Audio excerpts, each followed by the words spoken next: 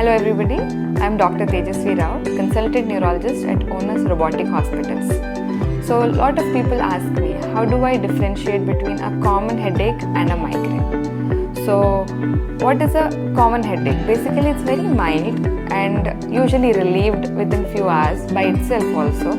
Also we can relieve it very easily by going for stress relief mechanisms like relaxation, a minor sleep, a nap or a cup of coffee.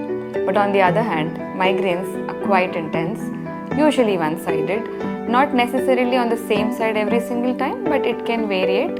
It's usually one-sided, and also it is associated with a lot of other factors which may occur even before the headache starts, which are nausea, excessive vomiting, very high sensitivity to lights and sounds.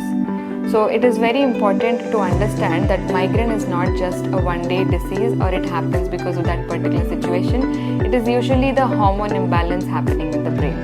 So a person who is a migrainer usually has it for life, and you need to understand your body mechanism and your individualized triggers to cope up with it. Do visit your doctor if you are noticing any of such features frequently, because understanding your body and understanding your triggers is very important to effectively control migraine and not let it control you.